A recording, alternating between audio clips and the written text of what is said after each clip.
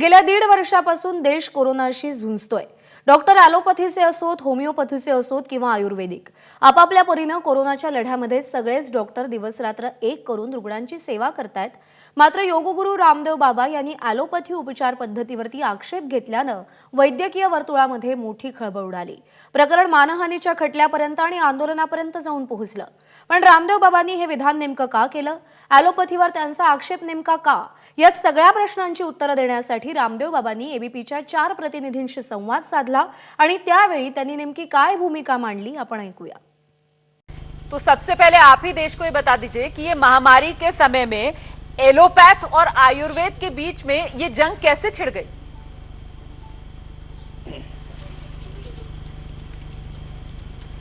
देखिए रोमाना जी, प्रथम तो बहुत बड़ा नेटवर्क है एबीपी का, और गुजराती से लेके मराठी, बांग्ला से लेकर के, और करोड़ों लोग हमें अभी देख भी रहे हैं, सुन रहे हैं। मैं न तो एलोपैथी के खिलाफ हूँ, न डॉक्टर्स के खिलाफ हूँ, और कुछ भी नहीं है। वो एक एनजीओ है, वो ठीक है, उसको अपने पॉलिटिकल विंग चलानी है, डॉक्टर्स के बीच में अपनी नेतागिरी करनी है, तो उसके साथ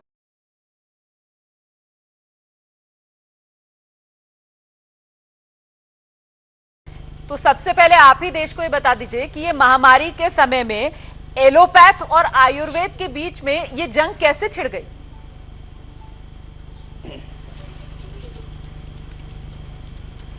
देखिए रोमाना जी, प्रथम तो बहुत बड़ा नेटवर्क है एबीपी का, और गुजराती से लेके मराठी, बांग्ला से लेकर के, और करोड़ों लोग हमें अभी देख भी रहे हैं, सुन रहे हैं। मैं न तो एलोपैथी के खिलाफ हूँ, न डॉक्टर्स के खिलाफ हूँ, और कुछ भी नहीं है। वो एक एनजीओ है, वो ठीक है, उसको अपने पॉलिटिकल विंग चलानी है, डॉक्टर्स के बीच में अपनी नेतागिरी करनी है, तो उसके साथ में कोई लड़ाई का कोई प्रश्न ही नहीं है। अब बात यह है कि लड़ाई है किसके खिलाफ? लड़ाई असली है ड्रग माफिया के खिलाफ, जो 2 रुपए की दवा को 2000 रुपए में और कभी कभी तो 10-10 हजार रुपए में बेचते हैं, गैर जरूरी ऑपरेशन करते हैं, गैर जरूरी टेस्ट करते हैं। ये मैं नहीं कहता, है डॉक्टर त्रेहन भी कहते हैं, और कई बार ओवरडोजेस दे करके किस प्रकार से क्या क्या हो रहा है, वो आदरणीय डॉक्टर गुलेरिया जी को भी आपने सुना है। पूरी दुनिया में इसके ऊपर बुक्स लिखी गई है, डेथ बाय प्रिस्क्रिप्शन। पूरी दुनिया में लाखों करोड़ों लोगों की मौत होती है। अब ये सब प्रक्रिया के बारे में कोई बोल दे तो उसको लोग विवाद का नाम दे देते हैं। अभी भी मैं किसी विवाद को बढ़ाना नहीं चाहता, मैं तो विवाद को खत्म ही करना चाहता हूं। और मैंने कहा है, मॉडर्न मेडिकल साइंस ने जो प्रगति की है एडवांस सर्जरी में, लाइफ सेविंग ड्रग्स में, इन 2 चीजों में मैं मॉडर्न मेडिकल साइंस का बहुत अधिक सम्मान करता हूं। लेकिन उन्होंने भी लाइफ सेविंग ड्रग्स दिए हैं, एडवांस सर्जरी की है, तो आयुर्वेद में भी उनके पास 2%, ये जो मामला है ये बहुत बड़ा है, लेकिन 98% बाकी, चाहे वो बीपी है, शुगर है, थायराइड है, अर्थराइटिस है, हेपेटाइटिस है, लिवर सिरोसिस है, फैटी लीवर है, ऐसी चाहे लाइफस्टाइल डिजीज है, चाहे जेनेटिक डिजीज है, और चाहे वो इनकरेबल डिजीज है, उनको हम योग, आयुर्वेद, नेचुरोपैथी से उनको क्योर कर सकते हैं, उनको स्थायी समाधान दे सकते हैं। तो ये इन बातों का भी तो सम्मान होना चाहिए ना। आयुर्वेद को सूडो साइंस कह करके, उसको अल्टरनेटिव साइंस करके उसका मखौल उड़ाते हैं, उसके प्रति नफरत फैलाते हैं, तो ये बात भी बंद होनी चाहिए। बस इतनी सी बात है। तो मैं बस इतनी कह रहा था रोमाना जी कि वो मैं बयान वापस ले चुका, और ये आप सबको भी पता है कि मैं एक व्हाट्सएप मैसेज पढ़ रहा था, वो मेरा अपना बयान नहीं था। उस पूरे आप मेरे उस वक्तव्य को सुनेंगे तो मैंने उसमें भी कहा कि मैं एलोपैथी का सम्मान करता हूं, और इस विज्ञान और तकनीकी का कौन असम्मान कर सकता है। तो बस इतनी सी बात थी। और कुछ लोगों ने फिर ये कहा कि केवल हम ही देश की सेवा में लगे। मैंने कहा, आपने यदि 10% लोगों की जान बचाई हॉस्पिटल्स में, तो 90% लोगों ने योग से, आयुर्वेद से, जड़ी बूटियों के बल से अपने कोरोना को भी मिटाया है। और इस देश में 70% लोग, तो चाहे आप आमिर खान का पूरा का पूरा उन्होंने एक बहुत रिसर्च करके प्रोग्राम बनाया था, उसमें भी उन्होंने कहा, और ये WHO मानता है कि भारत में 70% लोग अपने परंपरागत तौर तरीके से अपना उपचार करते हैं। और अभी तो हमारे अक्षय कुमार भाई ने भी एक वीडियो अपलोड कर दिया, भाई योग आयुर्वेद का मखौल मत उड़ाओ, इसमें बहुत ताकत है, पूरी दुनिया हमारी तरफ देख रही है। और मैं आपको सच कहता हूं, एलोपैथी में यदि कंट्रोल है तो आयुर्वेद में, योग में, नेचुरोपैथी बीमारियों का क्योर है और पूरी दुनिया को इसे अपनाना पड़ेगा, क्योंकि दुनिया के कल्याण के लिए। ये कोई मजहब की बात नहीं, कोई पंथ संप्रदाय की बात नहीं है। और मैंने तो कभी जाति पंथ मजहब के गीत ही नहीं गाए, मैंने तो सदा एकता के गीत गाए और पूरी दुनिया को अपना परिवार मान करके उपचार और उपकार की भावना से योग, आयुर्वेद और इस सनातन संस्कृति को मैं करोड़ों लोगों तक लेकर के गया हूं, अपने पूर्वजों की ज्ञान परंपरा को। रोमाना जी। बाबा जी, लेकिन आईएमए की तरफ से तो कहा जा रहा है कि आप देशद्रोही हैं। वैक्सीन को लेकर आप भ्रम फैला रहे हैं, वैक्सीनेशन पर। देखो मैंने तो कहा वैक्सीनेशन की डबल डोज लो और साथ में योग आयुर्वेद की भी डबल डोज लो, तो ऐसा सुरक्षा कवच, अभेद्य कवच तैयार करो कि कोरोना सहित कोई रोग आपको ना हो पाए। और ये मुझे देशद्रोही कहते हैं, इनके फिर वही बात है, फिर मैं झगड़ा बढ़ाना नहीं चाहता, मैं विवाद का अंत करना चाहता हूं। किस प्रकार से इन आईएमए वालों ने देश के खिलाफ बयान दिए हुए हैं, देश के संविधान के खिलाफ बयान दिए हुए हैं, देश के लोकतांत्रिक ढांचे के खिलाफ बयान दिए हुए हैं, भारतीय संस्कृति के खिलाफ बयान दिए हुए हैं। पूरा इनका आप कच्चा चिट्ठा देखोगे तो ये आईएमए, इसलिए बोलता हूं आईएमए को मैं गंभीरता से लेता ही नहीं। हाँ, मैं इस देश के जो निष्ठावान डॉक्टर हैं, जिन्होंने अपने प्राणों की आहुति देकर के दूसरों की जानें बचाई हैं, इस समय भी जो 18-18 घंटा मेहनत कर रहे हैं, और ऐसे डॉक्टर्स है, वो हमारे एम्स के डॉक्टर गुलरिजा के नेतृत्व में, चाहे हमारे रविकांत जी, मैं तो अपने ऋषिकेश में यहाँ पर भी एम्स के जो है देखता हूँ, और भी पूरे देश में जो अच्छे डॉक्टर्स हैं, देश में अधिकांश डॉक्टर अच्छे हैं, कुछ बुरे डॉक्टर उनके भीतर घुसे हुए ना, वो उस पूरे पेशे को बदनाम कर रहे हैं। मेरा सवाल आपसे ये है, मैं पूरी बातें आपकी सुन रही थी, एक सवाल जो मेरे जहन में आया वो ये आया कि देखिए वैक्सीनेशन हो रहा है पूरे देश पे और लाखों करोड़ों लोग वैक्सीनेट हो रहे हैं। सवाल ये है कि बाबा रामदेव कब वैक्सीनेशन के लिए जा रहे हैं, कब वैक्सीन लगवा रहे हैं? मैंने प्राची जी कई बार एबीपी पर भी बता चुका हूं भाई, पहले बच्चे हैं, बुजुर्ग हैं, अभी तो 100 करोड़ से ज्यादा लोग बचे हुए। स्वामी रामदेव इतना हट्टा गट्टा, मेरा हार्ट ठीक, मेरा बीपी ठीक, मेरा लीवर ठीक, मेरी किडनी ठीक, मेरी इम्यूनिटी इतनी अच्छी है कि मेरी 25 इयर्स की बायोलॉजिकल एज है, मैं 5 किलोमीटर दौड़ता हूं, 500 दंड बैठक लगाता हूं, तो मेरे पीछे क्यों पड़े बेचारे कमजोर लोगों का पहले वैक्सीनेशन होने दो। मैंने कहा मैंने अपना नाम अंतिम सूची में लिखवाया हुआ है, मैं वैक्सीनेशन का समर्थक हूं और मैं मानता हूं वैक्सीनेशन की डबल डोज के बाद योग आयुर्वेद की भी डबल डोज ले ली जाए तो उससे सुरक्षा कवच इतना जबरदस्त तैयार हो जाएगा कि आपकी कोरोना से मौत नहीं होगी। नहीं तो डबल डोज लेने के बाद में मौतें हुई कि नहीं हुई वैक्सीनेशन की, ये तो आप लोगों ने खबरें दिखाई हैं। मैं उसको थोड़ा सा अग्रेशन के साथ बोल देता हूं तो फिर बखेड़ा खड़ा हो जाता है। प्राची जी, ऐसा तो नहीं होना चाहिए बहन। आपके पास बहुत सारे नुस्खे हैं बाबा जी, एक नुस्खा देश को सेहतमंद होने का और वैक्सीनेशन पर देश को संदेश, ये दोनों बातें पहले रख दीजिए आप, उसके बाद चर्चा आगे बढ़ाएंगे।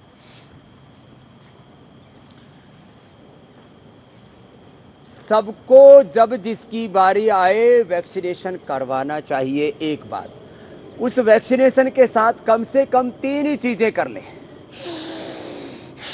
डीप ब्रीदिंग, इससे हमारा प्रतिरक्षा तंत्र भी मजबूत होगा, इससे हम कपालभाति से हमारा पूरा डाइजेस्टिव सिस्टम, भस्त्रिका से श्वसन तंत्र, कपालभाति से पाचन तंत्र, अनुलोम विलोम से हमारा प्रतिरक्षा तंत्र मजबूत होगा।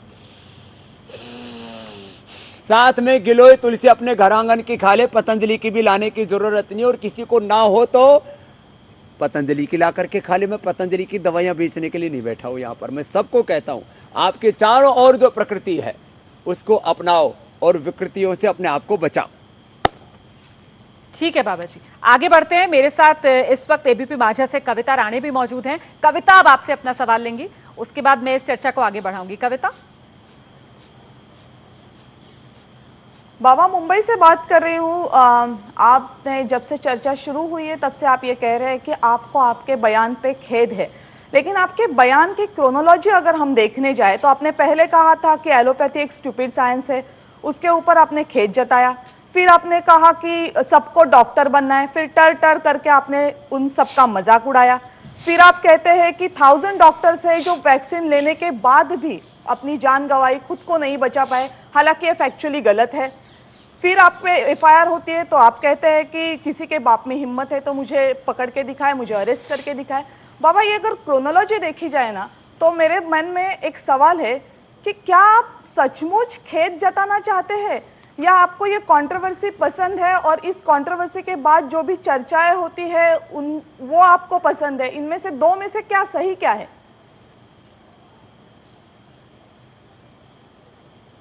आपने बहुत लंबी चौड़ी कविता कह दी बहन। पहले तो ये बताओ आप क्या करना चाहते हैं। मैं तो बोल चुका हूं इतनी देर नाम से ही कि मैं कविता इस है। पूरे विवाद को खत्म करना चाहते हो। आप ये जो इंजेक्शन लगा रहे हो नए जो है टीवी के, तो इनसे आप मुझे क्या करना चाहते हो? तो आपको जब मैं कह चुका हूं कि मैं विवाद को खत्म करना चाहता हूं, किस संदर्भ में कब क्या बात कही गई 2-3 घंटे के कार्यक्रम से, इसलिए मैं आपके इन इंजेक्शनों से मैं विचलित होने वाला नहीं हूं। मैं कह चाहता हूं कि विवाद खत्म हो और जो एलोपैथी के श्रेष्ठ तत्व हैं उनको लेकर के आगे बढ़ा जाए, जो कि मैंने कहा इमरजेंसी ट्रीटमेंट और सर्जरी, और बाकी 98% बीमारियों का इलाज योग, आयुर्वेद, नेचुरोपैथी में सर्वश्रेष्ठ है। वो एक सस्टेनेबल हेल्थ की हम बात करते हैं, वो हम लोगों को परमानेंट क्योर देते हैं बीमारियों का। और कोई क्योर कराना चाहता है तो कविता जी मैं आपके माध्यम से भी अपने महाराष्ट्र सहित पूरे देश के राष्ट्रवासियों को मैं आमंत्रित करता हूं, आए और मैं उनका BP, sugar, thyroid, asthma, arthritis, fatty liver, liver cirrhosis और प्रोस्टेट कैंसर तक तो मैं 10-15 दिन में ठीक करके, अधिकतम 1 महीने में, और बाकी बीमारियां 1 सप्ताह में ठीक करके, कंट्रोल ही नहीं क्योर करके, एलोपैथी की सारी दवाइयां बंद करा करके सकुशल घर भेज दूंगा। जैसे उनको परमात्मा ने, प्रकृति ने पैदा किया था, वो जीवन उनको वापस लौटा दूंगा। इससे बड़ी बात और क्या कह सकता हूं। देश का बड़ा तबका ऐसा है जो अभाव में जिंदगी गुजारता है, और आपका ये योग, ये आयुर्वेद उसके लिए कई मामलों में मददगार साबित होता है। लेकिन पिछले दिनों जिस तरीके से ये पूरा विवाद खड़ा हुआ, और आप खुद कह रहे हैं कि आपकी नीयत लोगों की मदद करने की, लेकिन जबरदस्ती आपको विवादों में घसीटा गया। आहत हुए आप, दुख हुआ, अफसोस हुआ, और इस मुश्किल घड़ी में क्या कोई साथ आकर खड़ा हुआ, या बाबा रामदेव बिल्कुल अकेले, बिल्कुल तन्हा पड़ गए?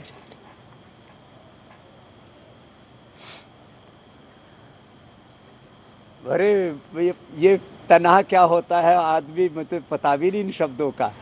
रोमाना जी, इस देश के 90% से ज्यादा तो डॉक्टर और 99% हिंदुस्तानी मेरे साथ है। दरअसल आबादी 135 करोड़ लोगों की है, उसमें 10-20 लोग या कुछ सैकड़ों लोग जो यदि थोड़ा उल्टा पुल्टा बयान दे देते हैं तो लोग जो कहते हैं बाबा पड़ा अकेला। पूरे सोशल मीडिया निकाल लो, मेन स्ट्रीम मीडिया निकाल लो, स्वतंत्र मीडिया निकाल लो, किसी भी तरह से आपको 90% से ज्यादा सब तरह के लोग स्वामी रामदेव के साथ खड़े मिलेंगे। क्योंकि मैंने क्या बताया, अरे मैंने बताया भाई योग करो, मंडूक आसन करो, पवन मुक्तासन, उत्तान पादासन करो, और खीरा, करेला, टमाटर का जूस, उसमें थोड़ा गिलोय मिला करके, सदाबहार, गुड़मार, चिरायता, कुटकी मिला करके पी लो, और ज्यादा ही बड़ी हुए तो मधुनाशिनी मधुग्रेट ले लो। आपके डायबिटीज से नॉन डायबिटिक हो जाएंगे। जिनकी 14 HbA1c थी उनकी 5 से आगे मैंने नॉन डायबिटिक किया।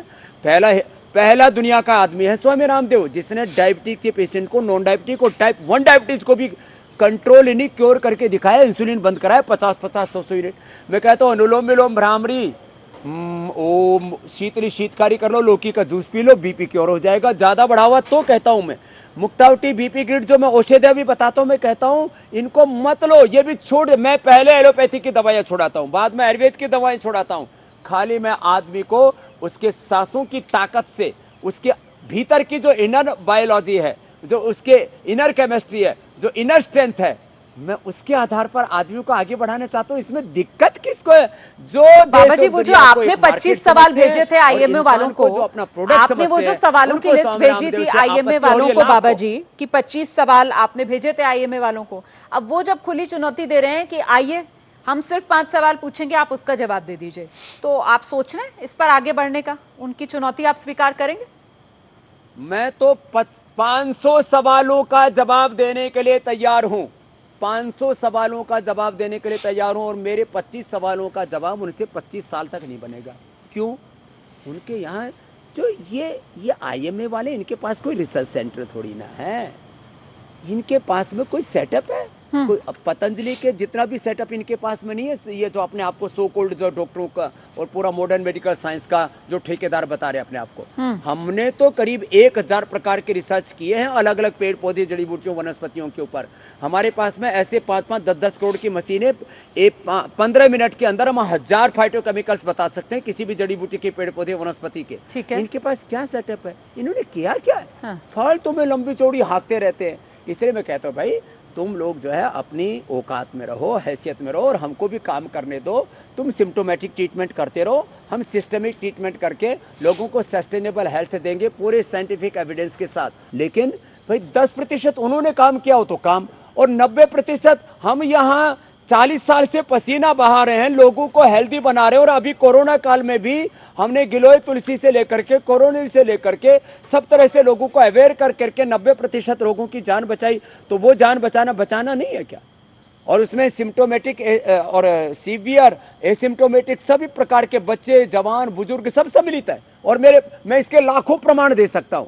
और खाली कोरोना के ही नहीं, जिनको कैंसर ठीक किया, जिनका फैटी लिवर, हेपेटाइटिस क्योर किया, जिनको नॉन डायबिटिक किया, जिनका बीपी, थायराइड, अस्थमा और तमाम तरह के एसएलएमएस ऑटोमेन डिजीज ठीक की। बाबा जी दरअसल दिक्कत तो इसी की है ना कि आप एलोपैथी को, बाबा जी दिक्कत तो यही है ना कि आप एलोपैथी को 10% श्रेय दे रहे हैं और आप खुद को 90% श्रेय दे रहे हैं। एक घाव भी अगर लगता है अपने आप भर जाता है बाबा जी, उस पर कोई मलहम कोई क्रीम लगाने की जरूरत नहीं है। उससे ज्यादा तो वो 90% श्रेय में आप ये भूल रहे हैं कि बॉडी अपने आप को खुद भी हील कर लेती है। भारत का हेल्थ केयर सिस्टम आप वो खुद भी हील करने वाला श्रेय भी आप अपने आप को दे रहे हैं। वेंटिलेटर आप ही बता दो रोमाना जी। नहीं, मैं तो आपसे ये जानना चाह रही हूँ कि शरीर की अपनी क्षमता होती है। 90% लोगों को तो अस्पताल आने की जरूरत ही नहीं है, ये डॉक्टर्स खुद ही कह रहे हैं। अब आप लेकिन वो 90% वाला पूरा श्रेय खुद ले रहे हैं। इस पर आपसे सवाल ये है, मेरा सवाल सुन लीजिए। तो वो कि फिर वो जो कोरोना के इलाज की गाइडलाइन मैं नहीं ले रहा, फिर उसमें मैं तो सरकार ने कोरोना को क्यों नहीं शामिल कर दिया? लोगों को देना चाहिए, योग आयुर्वेद को देना चाहिए, इस हिंदुस्तान को देना चाहिए। मैं ये जानना चाह रही थी कि फिर वो होम किट जो दी जा रही है कोरोना के लिए, उसमें कोरोनिल भी शामिल कर देते।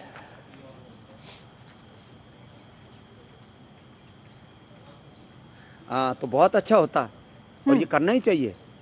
और मैं आपसे फिर एक प्रति प्रश्न पूछ लूंगा, फिर कहोगे आप स्वामी जी एक तरफ तो विवाद को खत्म करने की बात कर रहे हो और दूसरी तरफ प्रश्न क्यों पूछे जा रहे हो। ये जो कोरोना मैनेजमेंट के नाम पर जो पैरासीटामोल से लेकर के, रेमडेसिविर से लेकर के और स्टीराइड से लेकर के, एंटीबायोटिक से लेकर के जो कुछ दिया जा रहा है, इसका कोई क्लिनिकल कंट्रोल ट्रायल हुआ है? हमने तो कोरोना का क्लिनिकल कंट्रोल ट्रायल भी किया है। और फिर देखो मैं पूरा साइंटिफिक रिसर्च को जानता हूं, समझता हूं। हमारे पास में करीब 500 डॉक्टर, 1000 से ज्यादा डॉक्टर्स की और 500 से ज्यादा साइंटिस्टों की टीम है और मैं उनका गुरु हूं, उनका मार्गदर्शक हूं, उनको डायरेक्शन देता हूं। तो मैं आपको फिर यहाँ इस मामले में गफलत आ जाएगी, फिर कहेंगे स्वामी जी फिर कहीं पेंडेमिक ना हो जाए। लेकिन स्वामी जी, लेकिन स्वामी जी, तो प्रश्न नहीं पूछा जाए तो बेहतर होगा, क्योंकि इसका कोई उत्तर नहीं मिलेगा। तो यदि कोरोनिल किट सम्मिलित करते तो लोगों का भलाई होता। इस सब के बावजूद बाबा जी हमने देखा कैसे कोरोनिल को लेकर जबरदस्त विवाद हुआ।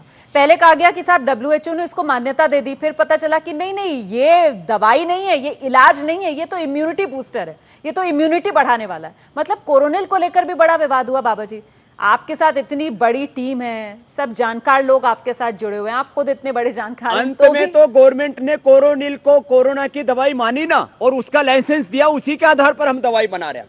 हाँ, तो देखो विवाद तो हो ही जाते हैं ना जब कोई नया काम करेगा।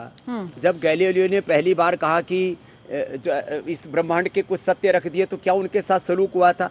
या आप जो है किसी को देख लो, मैं किसी से फिर अपनी तुलना नहीं कर रहा हूं, न प्रोफेट मोहम्मद से, न मैं ईसा मसीह से, न भगवान बुद्ध से, न भगवान महावीर से, लेकिन जिसने जो जिस युग में कहा, किसी वैज्ञानिक ने, न्यूटन ने, आइंस्टीन ने भी कुछ कहा, गैलीलियो ने कुछ कहा, उनका भी उस समय विरोध हुआ। मैं किसी के साथ अपनी तुलना नहीं कर रहा हूं, लेकिन मैं वैज्ञानिक सोच का व्यक्ति हूं, साइंटिफिक टेम्परामेंट का सम्मान करता हूं, प्रश्न पूछता हूं। लॉजिकल होना चाहिए सोसाइटी को। सब कहते हैं लॉजिकल बनो, आजादी चाहिए सबको। मैं आरोग्य की आजादी दे रहा हूं, लोगों को लॉजिकल बना रहा हूं और साइंटिफिक वे में पूरा अपना काम कर रहा हूं। योग, आयुर्वेद, नेचुरोपैथी को भी साइंटिफिकली उसका एक्सप्लेनेशन करता हूं, उसका साइंटिफिक उसके एक्रेडिटेशन के लिए, साइंटिफिक वैलिडेशन के लिए रिसर्च करता हूं। तब मुझे क्यों घेरते हैं? मैंने कौन सा पाप किया बताओ, कौन सा अपराध किया? रोमाना जी आप ही बता दो। नहीं नहीं, बिल्कुल से बाबा जी, मैं तो बस ये जानना चाह रही थी कि जब WHO से मान्यता नहीं मिली कोरोनिल को, तो फिर ये क्यों दावा किया गया? पूरी की पूरी वो गफलत उसी को लेकर हुई ना, वो भ्रम इसी वजह से फैला ना? देखो उस आज ना देखो कोरोनिल को, मैं तो कह रहा हूं, देखो WHO 500 से ज्यादा ड्रग्स को बैन कर चुका है एडवर्स इफेक्ट के कारण से, 500 से ज्यादा।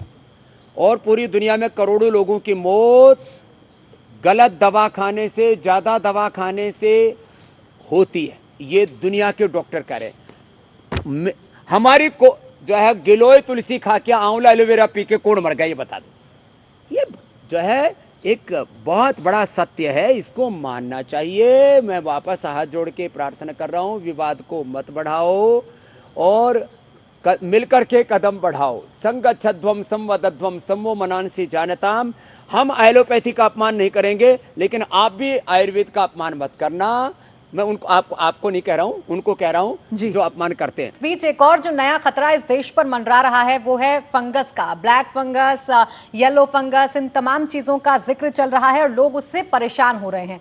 सवाल यह है कि क्या योग से या आयुर्वेद से इसका इलाज संभव है? क्या कुछ सलाह आप दे पाएंगे हमारे दर्शकों को कि कितना कारगर है योग और आयुर्वेद इस बीमारी के खिलाफ?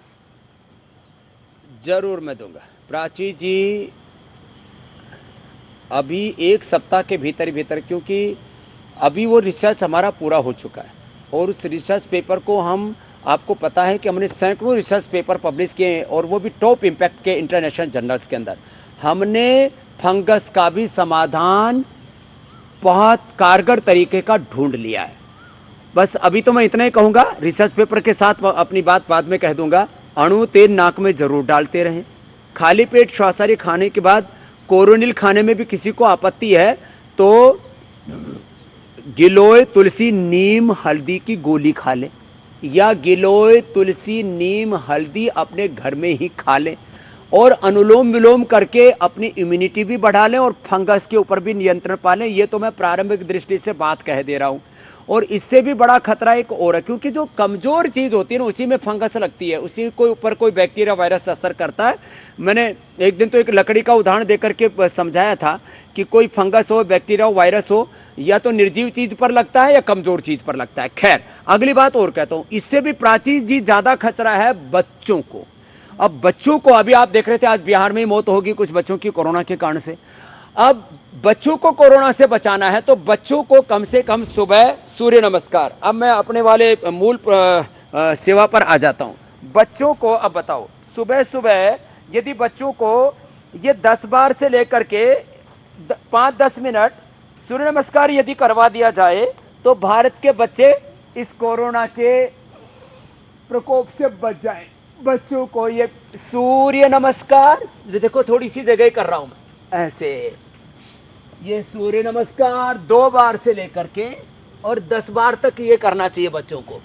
और इसके अलावा बच्चों को शीर्षासन, सर्वांगासन, हलासन, चक्रासन, पश्चिमोत्तानासन, और बच्चों को जो है ये कम से कम 5 प्राणायाम, 5 ब्रीदिंग एक्सरसाइज। देखो ऐसे कितनी इजी है। भस्त्रिका, कपालभाति, अनुलोम विलोम, भ्रामरी, ओम, उद्गीत, और बच्चों को ब्रेथ होल्ड करके भी आधा मिनट तक बच्चों का, और थोड़े 10 साल 12 साल के जो बच्चे उनको 1 मिनट तक ऐसे ब्रेथ को होल्ड करना चाहिए। ऐसे लंबा श्वास भरा और ऐसे होल्ड कर लिया। ये इतने अभ्यास बच्चों को कराएंगे और बच्चों को दूध में हल्दी, शिलाजी, च्यवनप्राश या अश्वगंधा, अश्वशिला दे देंगे। बेटियों को शतावर और बेटों को अश्वगंधा देने से उनकी इम्यूनिटी इतनी जबरदस्त है। वैसे इन्नेट इम्यूनिटी उनकी बड़ी स्ट्रांग होती है जी। और योग से तो इतने स्ट्रांग हो जाएंगे, वो महाशक्तिशाली हो जाएंगे। ये जो विवाद है योग गुरु बाबा रामदेव के बयानों को लेकर, योग गुरु बाबा रामदेव वर्सेस IMA को लेकर, इसको खत्म करने का कौन सा योग अपनाना होगा ये भी बता दीजिए। ये विवाद कैसे खत्म होगा?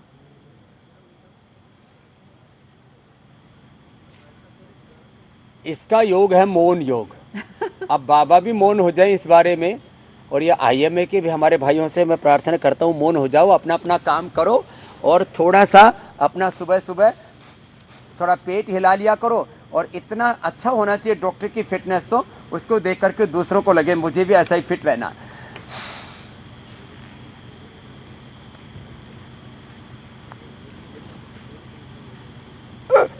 कविता जी बड़े मुस्कुरा रहे हैं और रोमाना जी। बहुत बहुत धन्यवाद योग गुरु बाबा रामदेव हमारे साथ जुड़ने के लिए और इतनी बेबाकी से हर नमस्ते। सवाल का जवाब देने के लिए। हम तो यही उम्मीद करेंगे कि जल्द से जल्द ये जो विवाद है ये खत्म हो, क्योंकि कोरोना काल ये महामारी का समय है। ऐसे में जितना ज्यादा हर पद्धति की मदद लेकर लोगों का भला हो सके उतना ही देश के हित में है। बहुत बहुत धन्यवाद सभी लोगों का मेरे साथ बने रहने। ABP माझा, उघडा डोळे बघा नीट।